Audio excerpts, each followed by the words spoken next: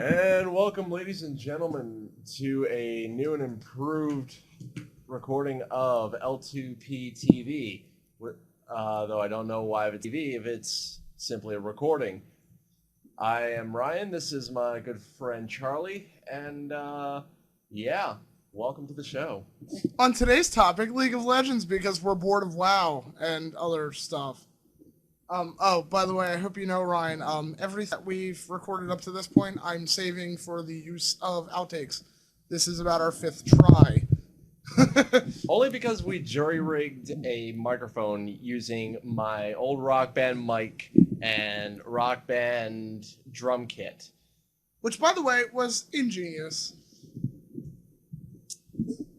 So, on today's show, I thought we would cover... Oh, also, by the way, TV still, because I'm probably going to wind up using this as a YouTube video because I have no friggin' clue as to how to podcast.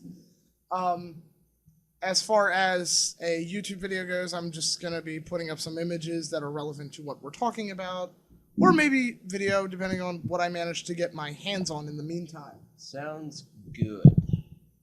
So I thought today we would do a little A to Z of your first impressions, seeing as you are a relatively new player. A month, give or take. Relatively. Relatively. Okay, so we're going to do an A to Z first impressions of every champion in League of Legends. Based on the what's out as of right now, which would be July 16th, 2011. We're going to start with the A's for the sake of simplicity. First up, Akali. Never played her. Alright, Akali, for those not in the know, she's kind of an assassin melee chick. She does awesome things. They label her stealth, but really it's just her one ability that lays down a cloak of invisibility somewhere. I've laned with some Akalis, none of which have actually impressed me. So apparently she's rather high tier if you're solo queuing, because she's a beast damage output wise, but from what I've seen, not too much competitive use out of her. Next up, Pallister. As a tank, I love him. As an AP support, I adore this guy to all kinds of ridiculousness. This guy, for me, is great board control and not necessarily crowd control, but you get to put people pretty much where you want to and ruin everyone's day, along with a cute little heal every, 5 seconds? I don't give a crap, I'm just going to spam it. Exactly. A spam heal. There we go. I don't know what it is with Riot and tanks that can heal and have great support moves. Like, we'll get to Taric later, but Pallister definitely falls in this category of, I can heal you and fuck my enemy's day up, and nobody cares. Like, it's just ridiculous. Next up is Amumu.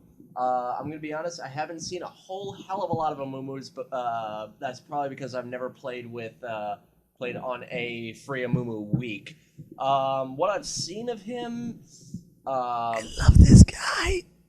Apparently, Charlie loves this guy. I love him. I mean, if you're into wrist slashing, wallowing in self pity, he's great. He's great. If you're into using that wallowing self-pity to destroy your opponents, he's amazing. Dude, the guy's ult is a friggin' tantrum. He throws a tantrum. No, that's not his ult. Tantrum is his E ability, where he'll just spin in the air a little bit and cry about it, and people take lots of damage. And if he gets hit, it reduces its cooldown. And his static AoE, which is called Despair, he literally cries on his enemies and deals damage to them. Which, by the way, if you have an item with Spell Vamp, will actually heal him. This guy is great to play if you're not listening to the stock sound and have Dashboard Confessional and Hawthorne Heights queued up in your background. And if you have the stock sound on, be prepared for a lot of... Because that's the sound that plays when Despair is toggled on. Oh, by the way, him, Sunfire Cape, and Hextech Gunblade, or not, no, Hextech Revolver. Him, Sunfire Cape, Hextech Revolver. I never lose health. You just keep Despair on, and if you have blue buff, he's insane. Because it costs 8 mana per second to keep the aura up, but the blue buff restores more mana per second than that. Nice. So you actually gain mana through it. You have decreased cooldowns. All right, these are first impressions. Bear in mind, if we keep raging about a single character, we're gonna be here for an hour, and I'm sure you don't want to sign up for premium. Probably not. All right, next up, Anivia. Meh. I mean, Bird Mage. I mean, as far as Frozen Phoenixes go, and interesting character design, yeah, I'll give it that. But again, I've never seen good Anivias. Although in the Pro Tour, in the Season 1 Championship, I did see some really good wall placement with Anivia, which intrigued me, but not enough for me to spend the whatever points I would need for her. All I'm gonna say is, if you're new to this game, avoid Anivia like the friggin' plague. As both staring her down in your lane and as figuring out which champion you want to play, Anivia is not a first-time user kind of champion. You really have to know the basics of how to play the game and how to be a ranged class before you get into this.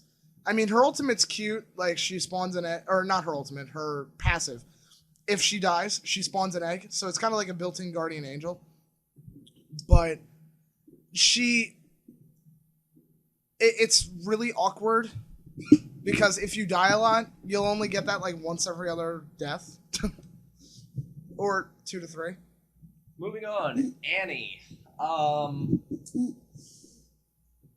You want to play too? It'll be fun. Yeah. When I was introducing our friend Mike to League of Legends, I was showing him a run with me on my account. We were playing a co-op versus AI, and Annie did not happen to be in our lane at the time. And then, as the AI tends to do, they cross lanes. So I'm moving up, and then all of a sudden I see Annie come out of the ambush point, and I just turn around and go, "Ah, Bear! Tibbers, run!" And he's like, "It's a little girl." Yeah, and then she'll melt your face off. So, in quick note to anyone at Riot, if you guys ever listen to this, and I mean ever, like even if it's years down the line, I don't care what you've done to co-op versus AI, nerf the AI for the beginner bots, because I've played like dozens of games in both beginner and intermediate. I can't tell the difference. In any event, my first impressions of Annie are, having played a couple rounds with her, she's good. She can thrash HP like it's not even there. I'd recommend her. Okay. Next up on this list, rounding out the A's, is Ashe. Meh. I mean, it's your Legolas. Every game needs its Legolas. Ashe is your Legolas with ice. Ashe is actually really good. Her ultimate can go anywhere on board. Well, yeah. I mean, I've seen her play it. It's really cute, and I've seen her played well. And I've played as her myself. And again, I'd play with her too if my other personal choices were taken and she were available. The awkward thing about this is that there's 7 champions that begin with the letter A. So we have several more to go. Several more recordings to go. The only letter of the alphabet we're skipping, I think, is Q. Because they don't have a Q yet. Is there a Q? No, there are no Qs. So with that in mind, this has been Charlie. And Ryan. And we will see you on the field of justice. Demacia!